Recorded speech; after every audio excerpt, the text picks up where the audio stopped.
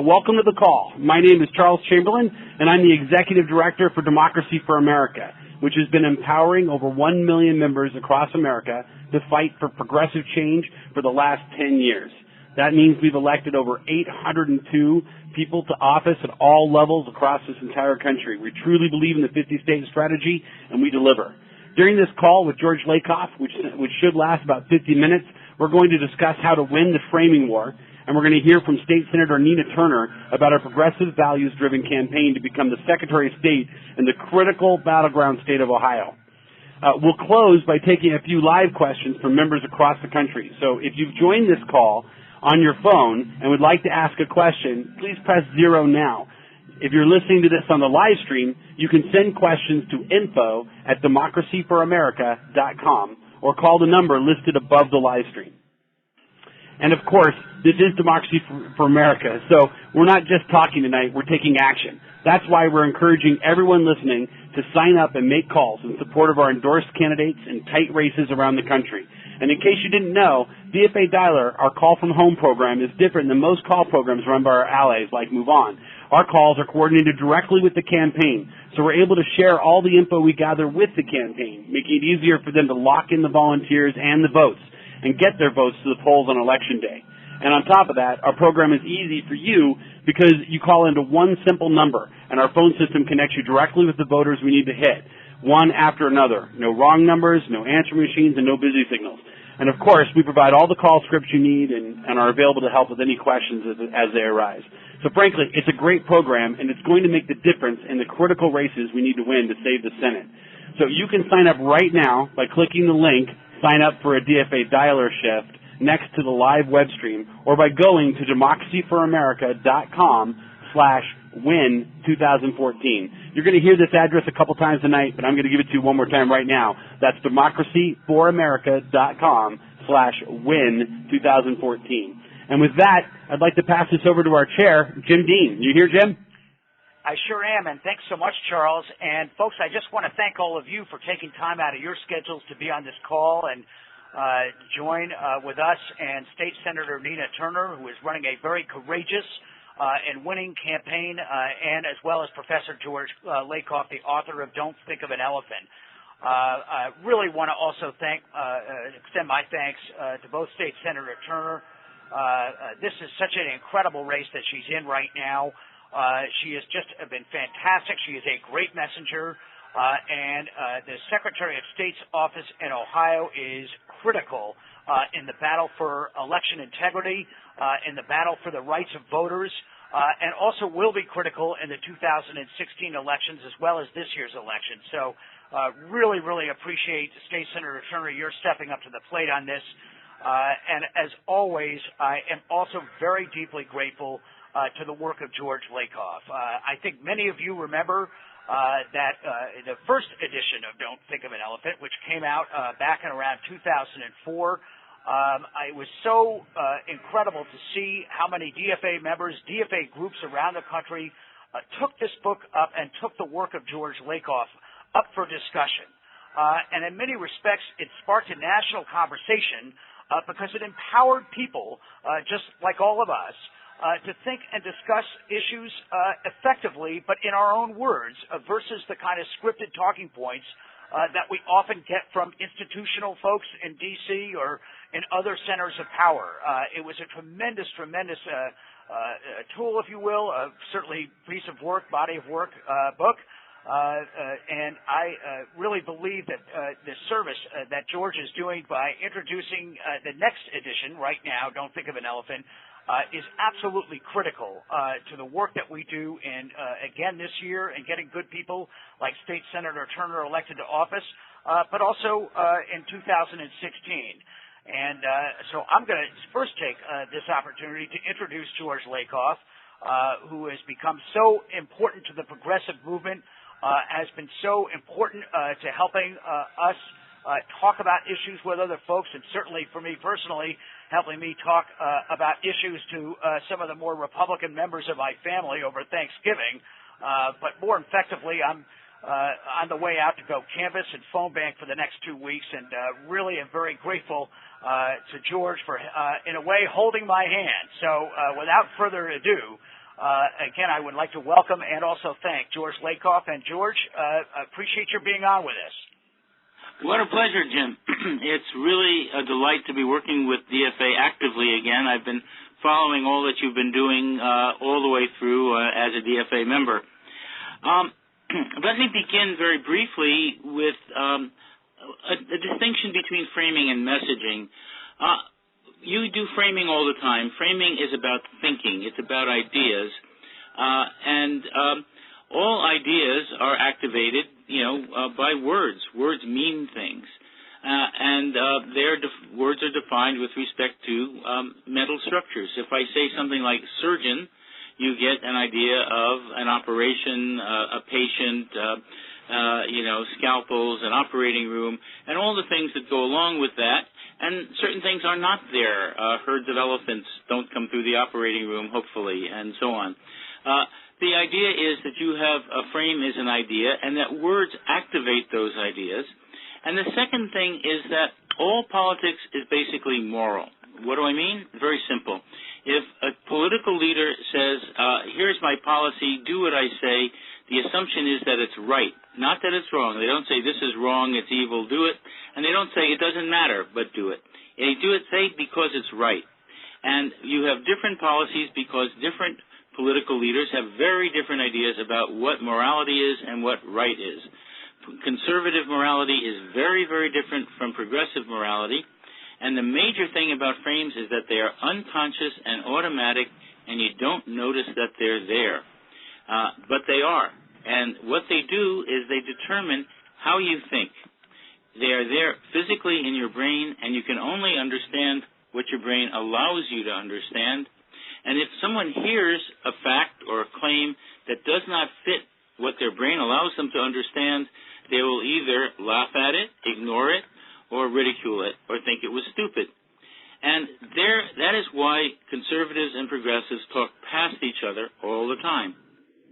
The next thing you need to know about frames is that when you negate a frame, you activate it. That's why I wrote a book called Don't Think of an Elephant. It makes you think of an elephant. If you use conservative language, and it will activate conservative frames, even if you're arguing against it. So when you argue against a conservative frame in conservative language, you're basically helping conservatives. You're activating their ideas in whoever is listening to you.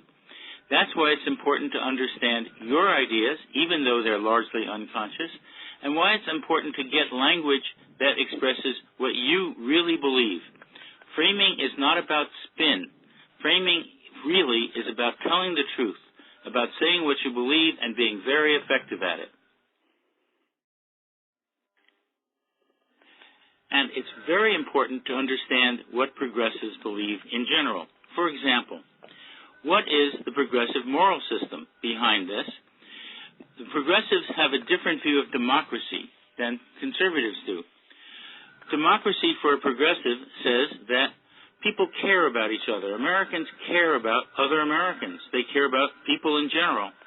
And they work through their government to provide public resources for everybody. And those public resources allow you to be free in all kinds of ways.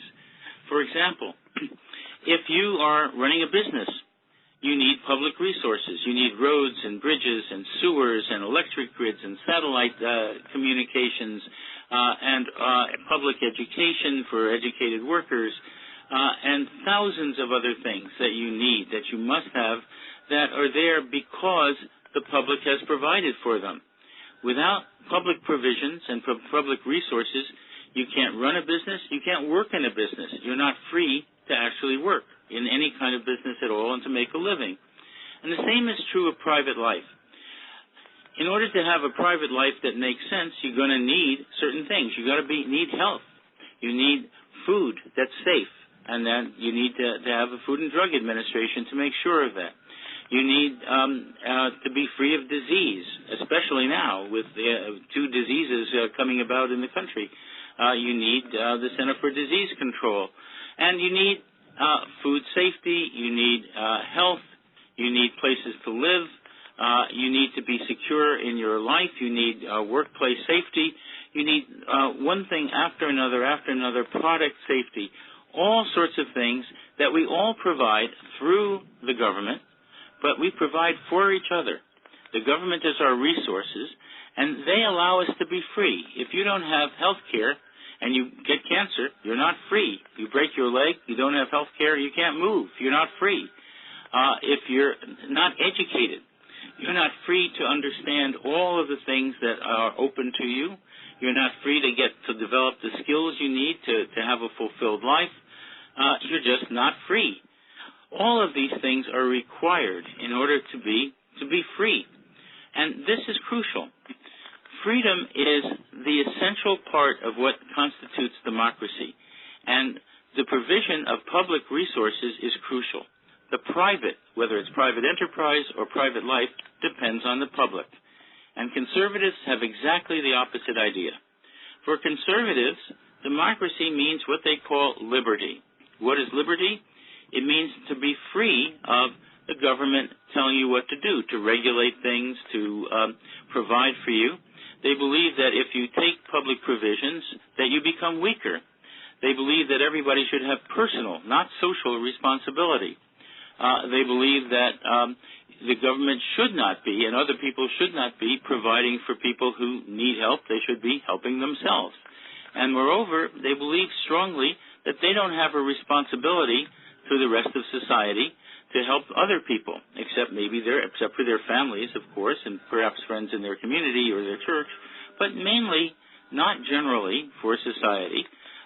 They think people should be taking care of themselves. The result is that they want to get rid of government resources. Anything that is provided by people through the government, they would like not to have. Those public resources are supposed to be privatized, let go. Public education should be let go. Public health should be let go. All of those things should be eliminated if you are conservative, especially if you're a conservative in the Tea Party part of the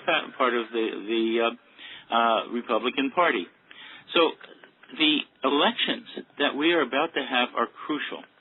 It is absolutely important to point out that what democracy is about citizens providing things for other citizens for whether you are starting a business or working in one or have a private life, and that they provide freedom in every area of life.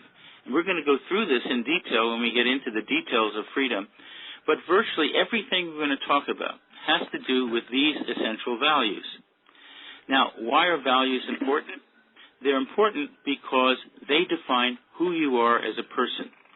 It's important because you are what you believe is right.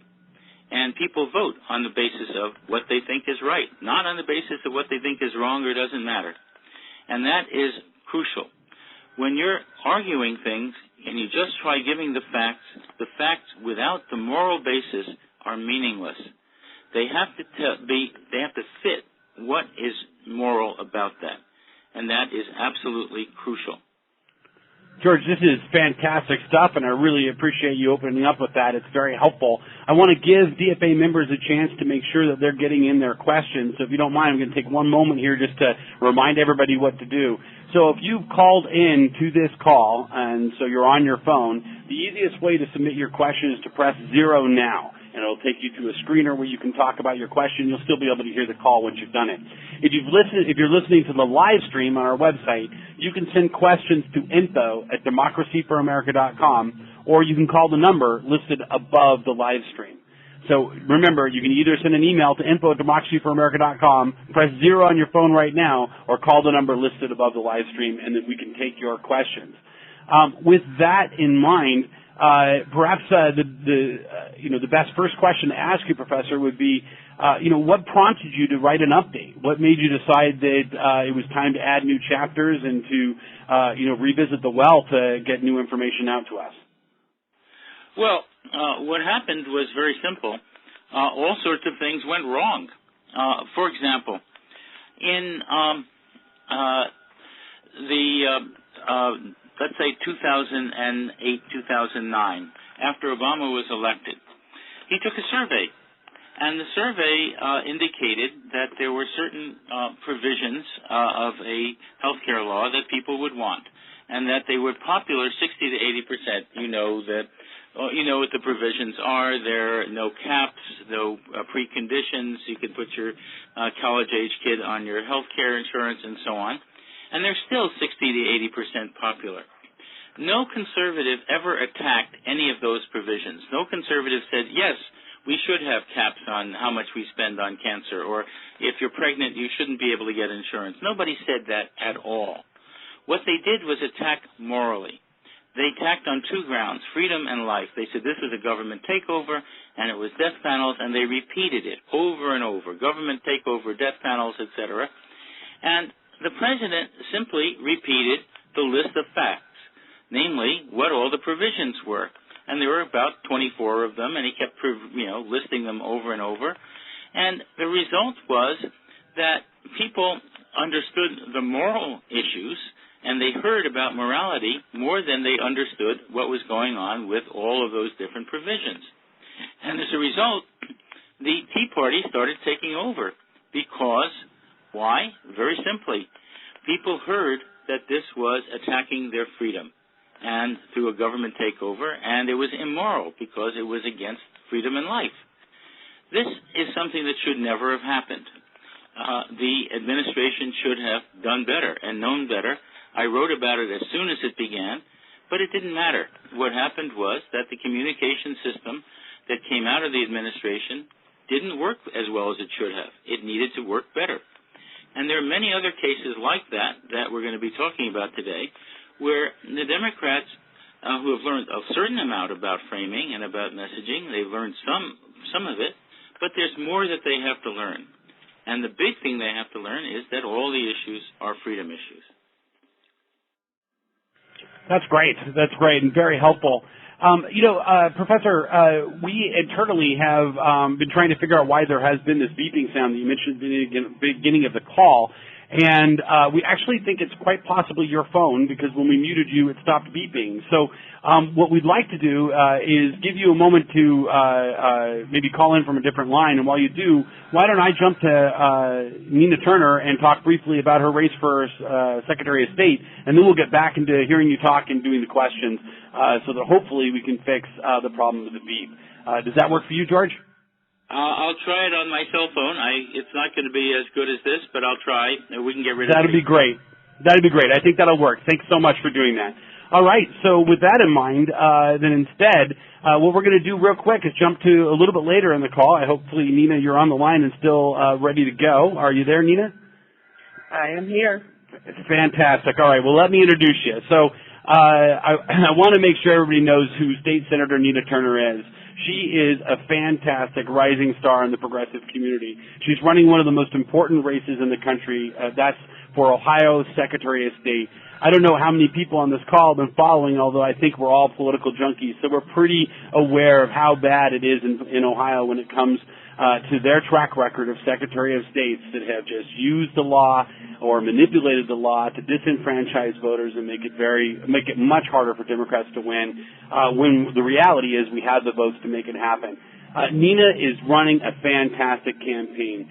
She's been really delivering and out there. She's been a strong voice for our progressive ideals, and when she wins this election, it's going to make a difference. That's why we've already called from home for her doing the DFA dialer. We've made over thousands of calls into her district, and that's also why she's a Dean Dozen candidate for us. That's our top-tier endorsement where we do the joint endorsement with Governor Dean, our founder, and DFA.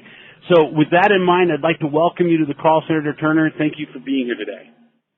Thank you so much, Charles, and a special thanks to Jim and certainly Governor Dean and for DFA for all that you do for progressive voices and just really listening to the professor talk about our framing as progressives, that we should be unapologetically progressive and to push forward and that we are all better together.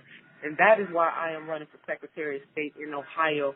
Ohio is the swing state of swing states, and as Ohio goes, so goes the nation. And unfortunately, all across this country, Republicans are doing everything that they can to take our country, our great nation, back in time.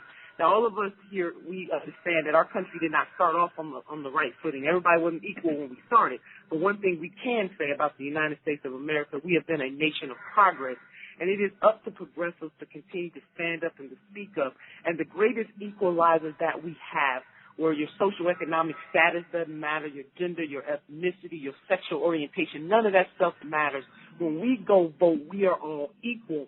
And it is more than unfortunate. It is un-American. I say it is immoral for any elected official to use their power to try and take that away. And that is happening in Ohio. And many of you may be aware of the latest court case where the current Secretary of State, who is a Republican, appealed all the way to the United States Supreme Court 16 hours before early voting was supposed to start in this state last Tuesday. He requested an emergency stay to take away Golden Week from voters in this state and to take away evening hours and Sundays.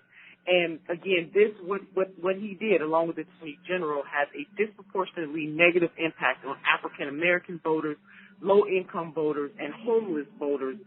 This lower court sided with the plaintiffs in this case, which was the ACLU arguing on behalf of the NAACP, some African American churches, and the League of Women Voters.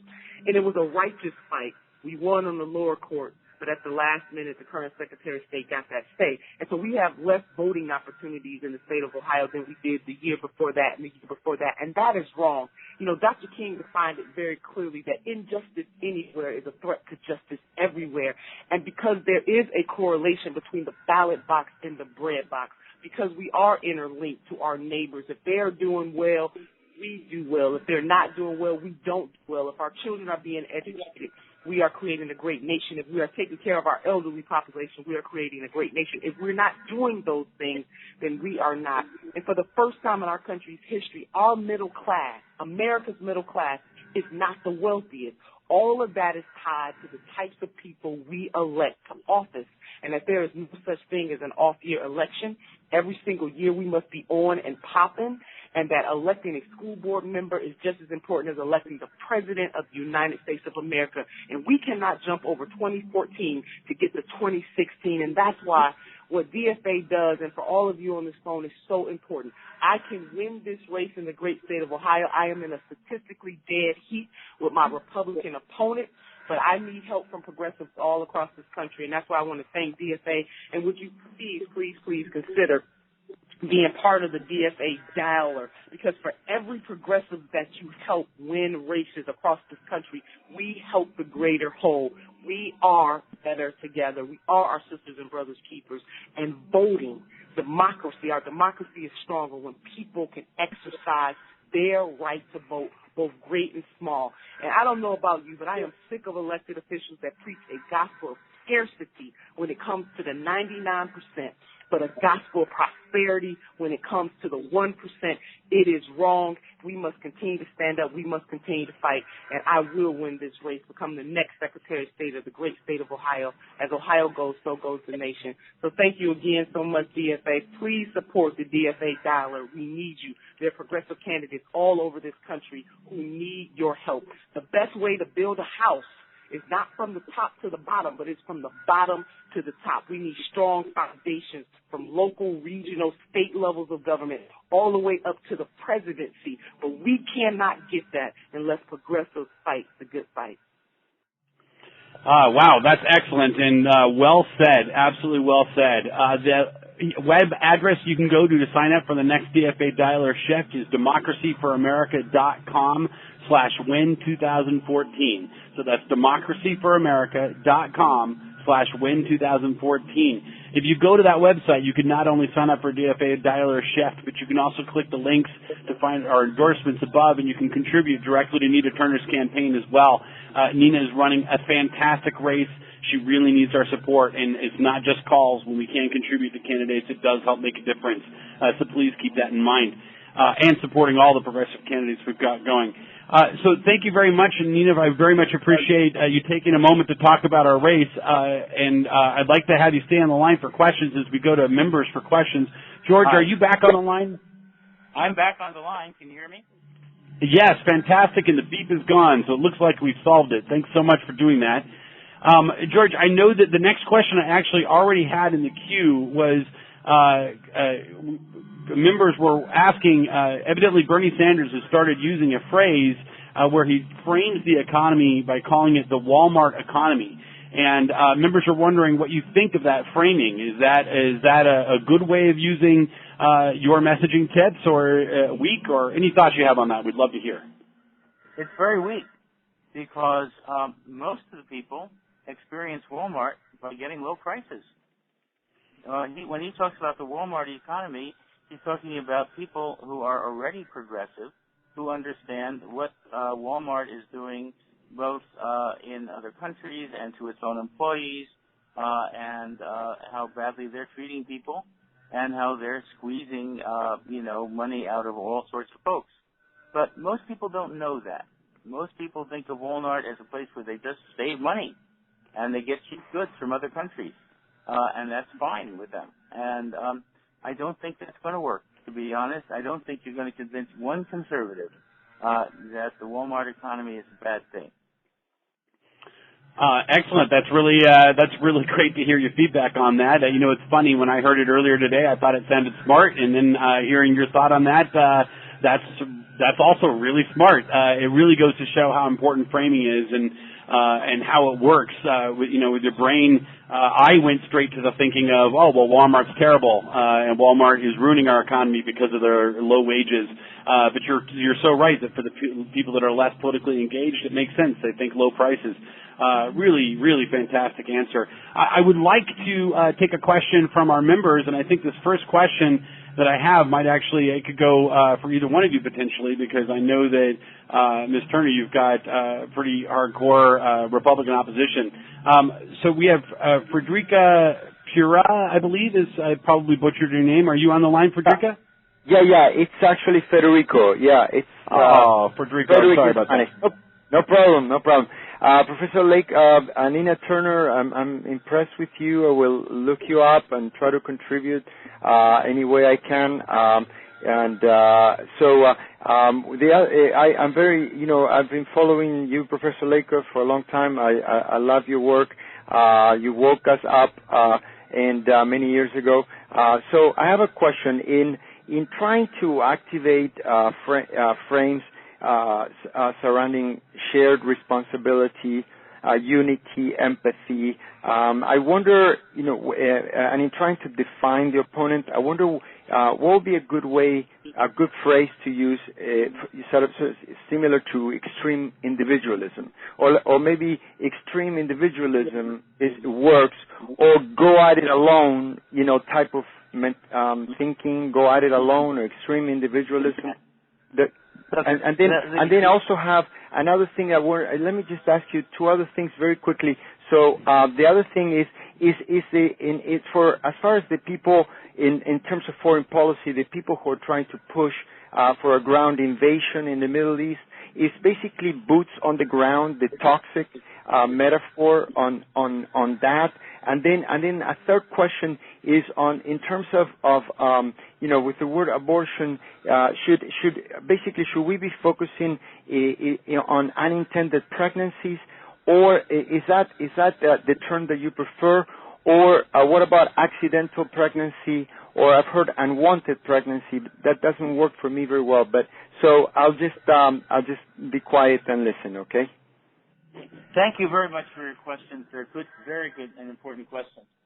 The issue in all cases, in every progressive issue just about, is that Americans care about other Americans, and they, through their government, provide resources, public resources, that allow both businesses and private lives to flourish. And they provide for freedom in all of these cases. And freedom is what's important here. What conservatives want to do is get rid of those public resources and therefore get rid of freedoms. The freedoms that we have to have public education, the freedoms to have adequate health care, the freedoms to have decent working conditions, and particularly for women, the freedom to control your own body. The freedom to control your own body, whether it's sex education, which is necessary, whether it's birth control pills, whether it's family planning information. But the word abortion has in it a a view that conservatives have put on. That is, they think of abortions not as women controlling their own bodies and as mainly preventing pregnancies, but also they think of it as killing babies when they're not babies yet, they're not born. And this is a very important kind of thing. You do have fetuses, and things like partial birth abortions don't exist pretty much. They're rare, and only in the case of the mother's life and being in danger, and in case of the baby being born without a brain, pretty much. What you have is a distortion of these things. Freedom is crucial. The freedom of every person, man or woman, to control our own bodies. And that is a freedom you don't want to take away. You don't want anybody else controlling your body. It's that simple, straight on. In terms of what you don't want to talk about individualism. Individualism sounds like a nice word. Gee, I'm an individual, I count, etc. And you do count. Your freedoms count. Your private life counts, and that is made possible. You are made free as an individual because of public resources. The private depends on the public. We all are in this together. It is through what we do together, just as Nina Turner said perfectly well, beautifully, because what we do together, we are free both as individuals, we are free in a country, and we are free as citizens, and we are free to run businesses and work in them. That's what free enterprise is about. Public resources allow free enterprise. You don't have it without public resources. Now, the issue of boots on the ground is not a terribly good metaphor for this, because as soon as you talk about war, you have boots on the ground, and you have, if you're going to talk about attacking and use other words that attack war, you're going to assume that, and if you've got 1,600 military personnel who are, quote, advisors in Iraq, of course they're going to have their boots on the ground. It's not exactly the best way to talk about these issues.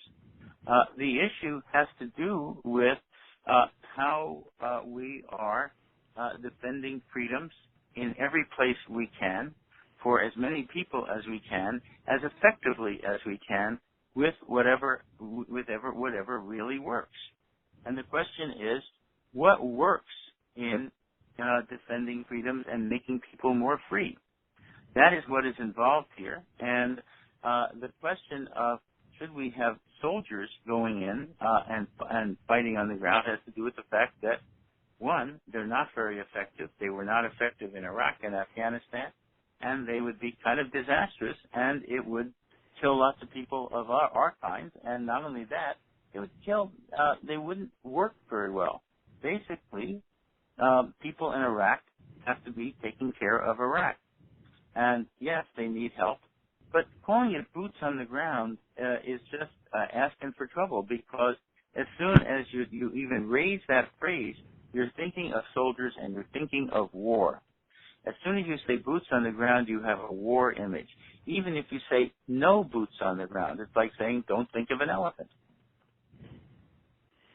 Excellent. That's a really great answer and much appreciated. And the next question I have here is for Nina Turner. A member asked, how do you fight back against the Republican talking points that are attacking voting rights? My guess is that probably both of you could answer, but maybe Senator Turner, if you could answer first, that'd be fantastic. Yeah, thank you for that question. Just reminding people that, the greatest equalizer that we have in this nation is the whole notion of one woman, one man, one vote, and that is vitally important, and that it is very much American. A lot of times Republicans try to steal patriotism from progressives, and they want to define what America is. Well, it doesn't get much more American than being able to exercise your fundamental right to vote, and that nobody should stand in the way of your ability to shape your vision through the power of your vote for your community, your state, and your nation. I mean, I even tell them, listen, I'm standing up for people's right to vote. I am a proud progressive, but It doesn't matter to me whether you lean red or blue, a little country, a little rock and roll, a little R&B. I just want you to be able to vote, and no one should stand in the way of that.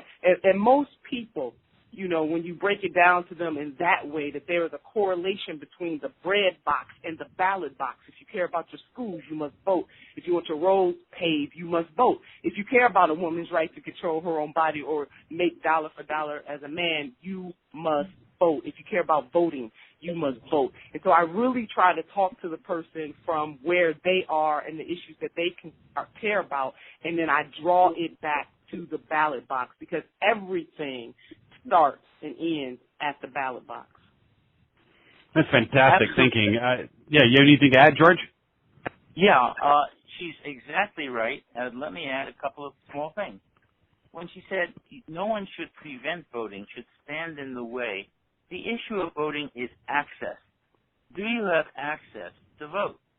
If you are at work and you lose your job if you go to vote, you got a problem. That stands in the way of voting.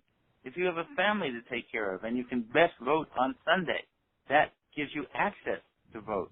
You want to maximize access. You might want to have votes sent in by mail balloting. That gives you access. What you want to do is maximize voting, and you want most people to vote. Everybody who can vote should vote. And without anything preventing them, and quote, as Nina said, without anything standing in the way and preventing access. And access comes in many forms. And Nina is absolutely right, because what happens in elections is that determines public resources. It determines whether you have public resources that allow you to live a decent life, privately and in business, and it allows you freedoms of dozens and dozens of kinds. Freedoms are absolutely necessary to earn a living. In this nation, if you can't get an education, it's very hard to get a job. It's very hard to do all sorts of things without skills. And if you don't have money, if you're not being paid well, if you have to take 2 or 3 jobs, then your kids might not have enough money to go to college. You might not have enough money to get trained well, and so on. This is absolutely important. Having resources is crucial. Getting paid for what you earn is crucial. And it's important to think this way. As she said, most of the money coming into our economy, 90% of it, and since the crash of 2008, most of it's gone to the top 1% or 1/10 of 1%. The ratio of CEO pay to, the pay of an ordinary worker is about 350 to 1.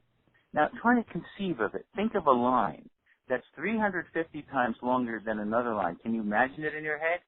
No. It is hard to even imagine that. It's hard to get a mental image of it. The staggering difference is beyond imagination right now, and it is so huge, it's remarkable. But there are a few things that are important to remember. First, working people are profit creators. They like to think that people who are very wealthy are job creators, but in fact, it's people who spend money who are the job creators, and people who work who are the profit creators. And if you're creating profit, you deserve a part of it. You deserve a reasonably fair share of it. And wages have gone down, not up, in the last 30 years. This is not, a fair thing at all, and you should be able to take home a reasonable amount of what you earn. Right now, we don't have that. A lot of corporations have a metaphor for ordinary working people. They have 2 kinds of employees, the assets and the resources. The assets are the top management and the creative people they absolutely need, and the resources are people who are interchangeable, who are hired by the human resource department, and who can be just fired or hired at will. And what do you do with resources in a corporation? You buy them as cheaply as possible, and you use as few as possible. If you can fire people and lay them off, you do. They're just resources. If you can pay them less, you do. They're just resources. We have to stop the very idea the Human Resources Department, of the idea that ordinary people working who are profit creators for businesses, they're not just resources. They make this economy go. They're people who have families, who should be treated with respect. And here you have an issue of unions. If you don't have unions, what happens? You become wage slaves. That is, you are subject to corporate slavery. That is, you have to take whatever you're given, and you can be treated as resources, not as people with respect and as people who need a living wage. Those views are crucial. We have to understand why unions are important, what they do, how they contribute to our freedoms from corporate servitude. We don't want to be serfs of other companies who can just say, oh, no, we can lower your wages, we can get rid of pensions. What are pensions? A pension is work, it's payment for work already done in the past. And if people say, well, we don't know if we can pay all your pension funds and so on, or you should pay part of your own pension, that's what they're doing is taking away payments for work already done. It's called theft. That is crucial. We need to understand what pensions really are in this case, their commitments, their contracts for work already done. And you need to understand what it means to be a working person. You're a profit creator. And you have to understand what work is about. Work is about doing something meaningful in your life and being able to provide for your family and provide for yourself. This is crucial in everything we do, and the economy should be reflecting that. And the question is exactly how we do it. And the first thing is to understand where the profits are going. Where they're going is not where they ought to go. And then there's a question of what tax law can do about it, what blocking tax loopholes can do about it, and what other kinds of financial legislation is necessary. That's great, George. I really I think that your frame of profit creators is just really smart, and I can't believe that over the last year where we've heard, or 2 years, where we've heard this constant rant about job creators, that we haven't heard people talk about profit creators. That's just a fantastic way to frame it. I would definitely like to go to, we've got a question from Stephanie Lowe in New York City. I think it's a great question for you that's probably on the minds of a lot of our members. Stephanie, are you on the call? Hi, I'm Stephanie Lowe in New York City, and actually my question is to both George Lakoff and Senator Turner. This is a personal question. Do you think a progressive can ever change the mind of a conservative? It's personal because my brother, whom I deeply love, is a dyed-in-the-wool conservative, and of course I'm not. How can I talk to him? Very important. And by the way, there's a chapter at the end of the all new Don't Think of an Elephant on how to talk to conservatives. The first thing to understand is that conservatives are working on a moral principle. They really believe certain things. And this comes from a view of the family that's very different. We have two major family models that are out there. For conservatives, it's what is called a strict father model, where you have a father knows best principle, in which the father is responsible for teaching his kids right from wrong, assuming that they're born bad and have to be made good and have to be therefore disciplined, often physically disciplined, as you saw in the case of Brian Anderson recently, where he said, I was just teaching my kid right from wrong with a switch. And in many parts of the country, conservative families use branches of trees to discipline their kids, to hit them. That's, that's part of a strict father upbringing, but not necessarily. Sometimes it's not that strong. But important, the idea is that the father is in charge of the family and has the responsibility to support the family and protect the family and to make sure there's order in the family and that it functions. And that, therefore, he has the right to tell everybody what to do. It's my way or the highway. And that is to be enforced physically, if necessary. Now, that is a very different understanding. And by the way, when kids grow up, they're supposed to become their own strict fathers and mothers and take care of themselves. The principal idea in the logic is this. if you discipline your child, then and they learn to do what's right, then they can use that discipline to go out into the world to become prosperous because they're disciplined. And what if they're not prosperous? That means they're not disciplined, which means they can't be moral and deserve their poverty. So everything is a matter of individual responsibility, not social, but individual responsibility. And then you have a nurturing parent family, which is the opposite. It says, look, you have two parents, they have equal responsibility. Their job is to empathize with their children, to know what their children think, how they feel, to be honest with them, to answer all their questions, and to protect them, to not just let them do just anything, mainly to tell them why they have to, not touch the hot stove or run out into the street or be home at a certain time of night, because it's important, and you have to tell them why, but you have to be responsible. And you can't be responsible for someone else if you're not taking care of yourself. You have to both take care of yourself and take care of your children. And you need what President Obama called a principle of excellence.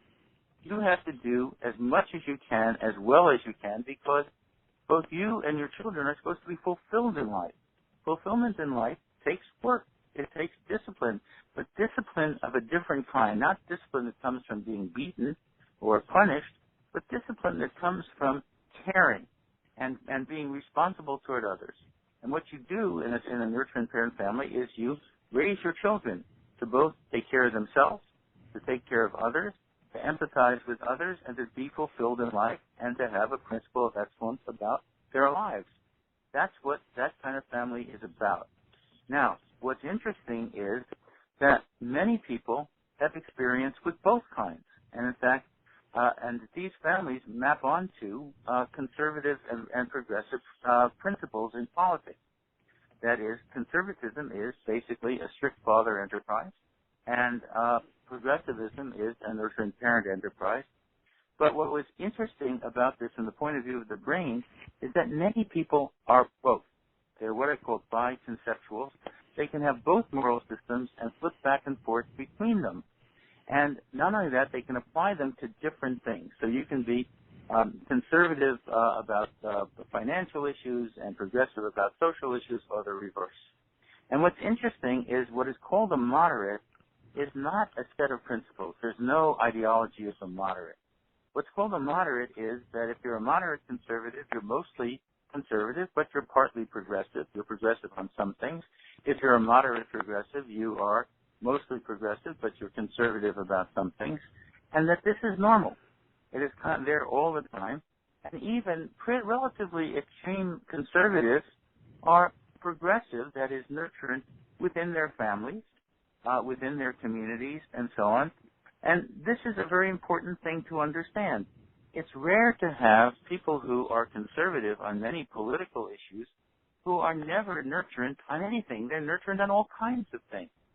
So when I have students who tell me, I'm going home for Thanksgiving and I dread it, I'm going to have this big argument with my grandfather or my aunt or my cousin or whoever, what I tell them is very simple. I say, grandfather, Aunt so-and-so, Aunt Susie, tell me, what have you done that has helped other people that you're really proud of? What are you proud of that has really helped other people?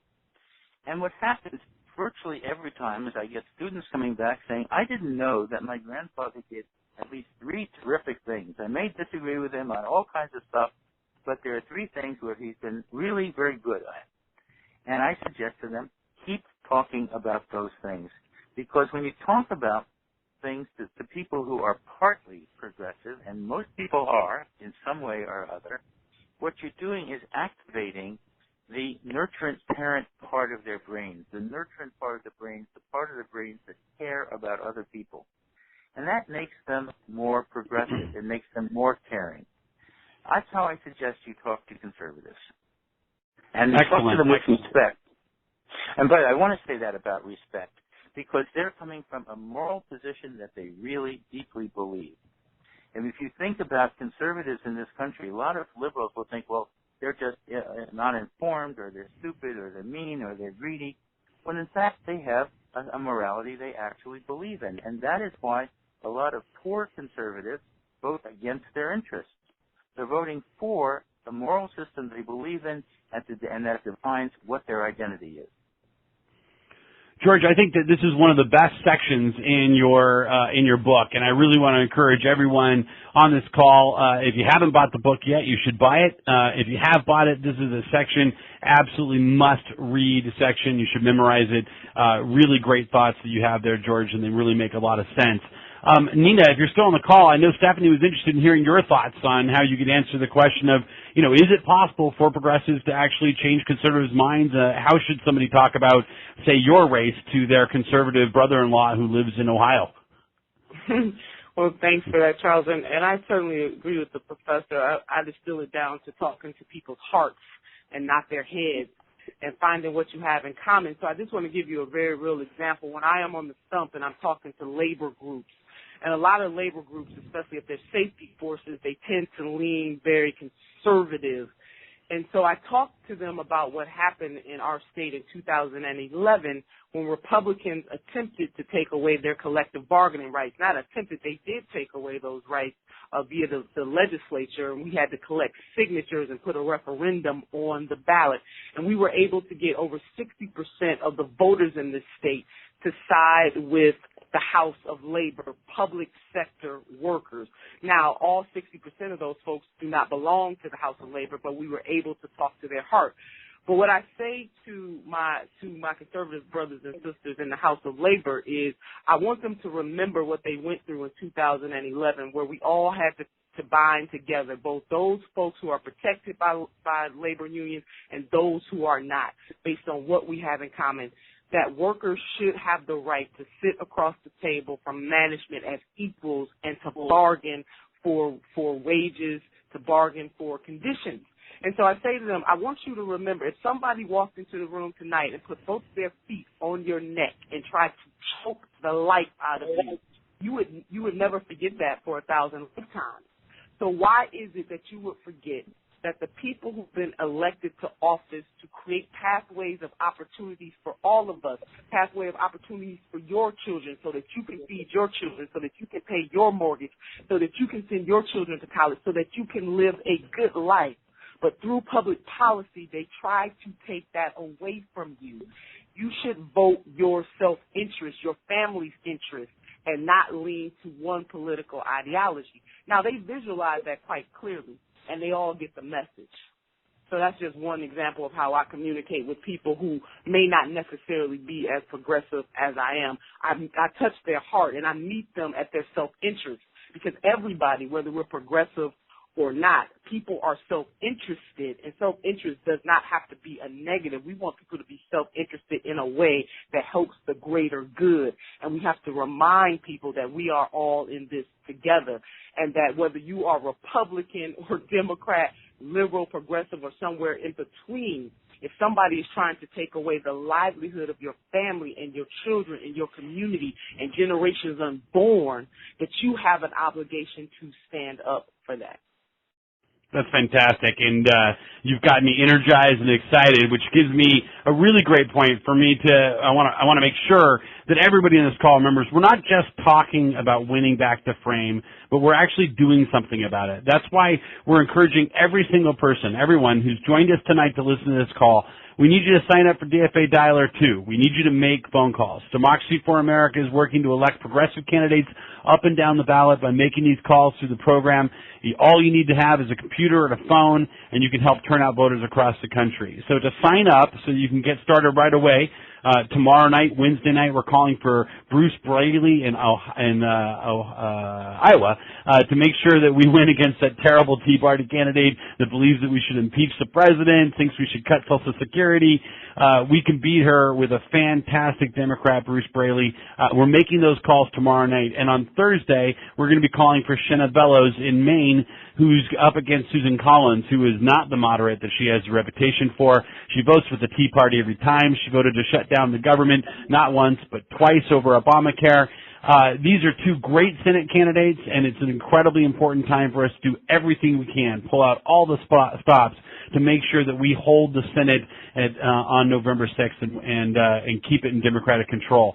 So to sign up right now, you need to go to democracyforamerica.com/win democracyforamerica.com/win2014. So that's democracyforamerica.com/win2014. If you go there, you can sign up for your DFA dialer shift now. And once you're there and you're on the website, don't hesitate to look up all of our Dean Dozen candidates, which include Nina Turner, who's running for Secretary of State in Ohio. Has been fantastic on this call, and you know, your support for her, both in making calls and in contributing to her campaign, can really go a long way.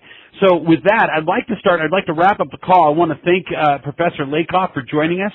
I want to really encourage as well that people buy the book. You can buy the book through Democracy for America. When you buy it through us, the contribution that you make, we then give you the book for free, and the contribution, the amount that you pay that is over what you would pay for it at Amazon.com, is a contribution to DFA that supports the work we're doing.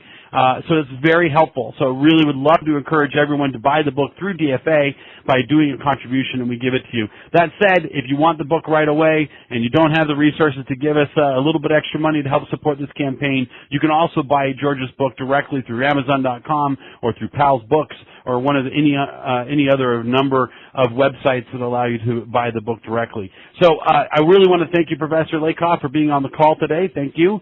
And I want to thank you, State Senator Nina Turner, for being on the call and really firing us up to make sure we win in November. Again, thanks everybody for being on this call, taking time to listen into the strategy. I hope we learned some really good things tonight. I tried to get to as many questions as we could, and I want to thank everyone for participating. Let's go out, let's win this. Let's have a lot to celebrate in November. All right, thank you. And one more thing. Remember what Howard Dean has been saying for many years. You have the power. Individuals matter. You do. That is so right. What a great way to finish it. Thank you very much, Professor Lakoff. Thank you, everyone, for joining